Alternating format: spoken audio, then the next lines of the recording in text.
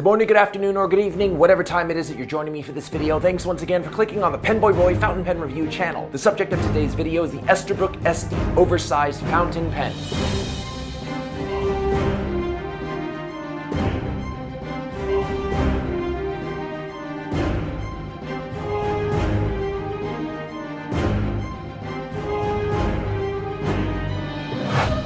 Before I get started, please be sure to check out my sponsor Pen Chalet over at penchalet.com, and don't forget to use coupon code GOODWORDS at checkout to score an extra discount on all your purchases.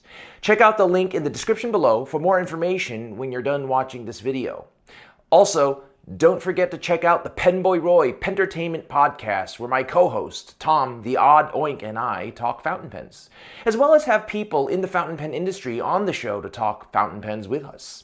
The podcast is available on your favorite podcasting app. Just be forewarned, it's not for children. You have been warned. The Esterbrook brand is a brand I've reviewed in the past. As a matter of fact, I've even reviewed the Estie before, only in the standard size. So if you want more detailed background information, such as dates and whatnot on the brand, be sure to check out the show notes below to links to those videos. The pen in question today is the Estie Oversized Edition. This pen is essentially the same thing as the regular sized Estie, only beefier and bigger.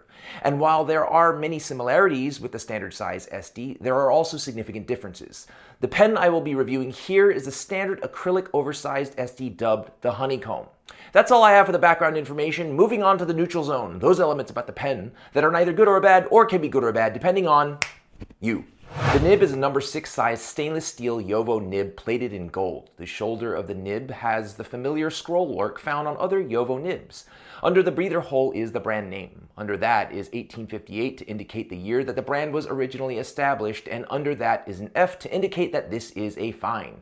The feed is the standard Yovo feed found in Yovo nib units. The nib and feed are friction fit into an unscrewable Yovo nib unit housing that screws into the slightly tapered section.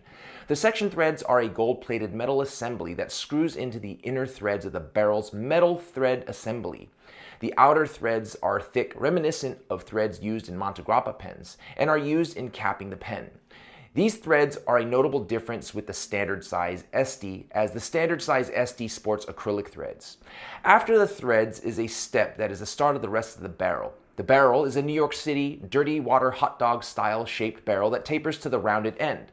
The cap is made of the same acrylic as the rest of the barrel and has the same tapering shape as the barrel and tapers to the rounded top of the cap. The clip is a tension-fixed clip made of palladium and plated in gold. There is no center band on this pen, and where there would be a center band is a painted-in engraving of the brand name. The inside of the cap holds a spring-loaded cup that seals against the section rim, thus preventing the nib from drying out. The pen was packaged in the familiar outer sleeve found on all Esterbrook pens. Slide off that sleeve and you have a red flip-open canvas box. Flip that open and you have your pen sitting atop a soft bedding. Also included in the box is a converter, an ink cartridge, and an information card on the brand. That's all I have for the neutral zone. Moving on to the good. Those elements about the pen that are good. I don't know what it is about this pen. Maybe it's the size, the girth, the weight, or the balance. But for some reason, this pen somehow makes my handwriting seem better than usual. Again, I'm not entirely sure why, but it not only seems to look better, but at the same time it also seems to feel better than a typical pen that sports a number 6 size Yovo nib.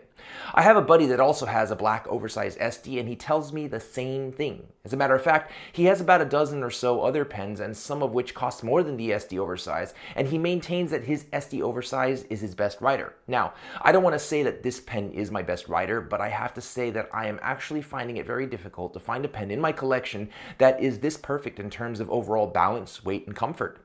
There is something about the sum of all the parts that adds to the feel of the pen when writing. The nib is as one would expect from a Yovo nib in that it's moderately wet, very smooth with a hint of tooth.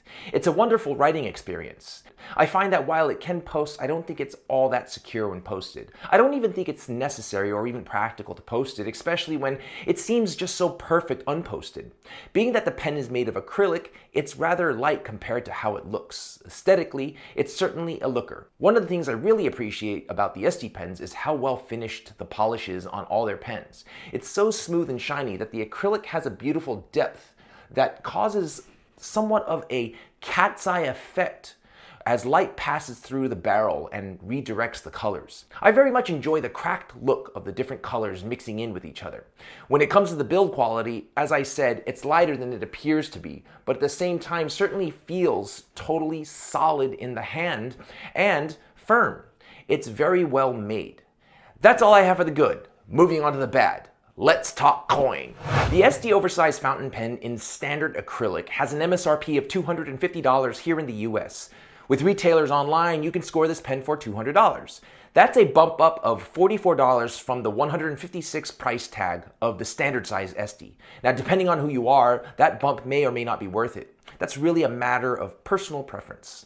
That's all I have for the bad. Moving on to the ugly. Those elements about the pen that should not be, but are. There is so little to complain about here in the ugly. The only thing that I can say is an issue with the clip. What I've noticed in the time since the pen came out was that the clip plating seems to get dull or worn over time. When I first got this pen, the clip was bright and shiny yellow gold. What I'm seeing now is that it's taken on a slightly darker color and doesn't have the vibrant look that it used to have. It's not entirely a deal breaker, but worth mentioning in my opinion. That's all I have for the ugly. It's high noon. Decision making time. Should you or should you not pull the trigger on the Esterbrook Estie Oversized Fountain Pen? If you saw my original Estie standard size review, you'll know that I'm a huge fan of the Esterbrook Estie. I think that if you don't have an Estie, you should for sure pull the trigger on one.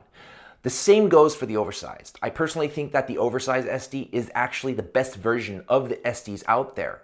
But at the same time, I can also see how some people are not into the larger size and maybe don't like larger fountain pens. And if that's you, then maybe this pen is not for you. But if you're someone who likes larger pens, then this is certainly an easy decision. Pull the trigger on the Esterbrook Estie Oversized. That was my review of the Esterbrook Estie Oversized Fountain Pen. I hope you found it helpful. Thanks again for watching. Love you guys. Be well, be safe.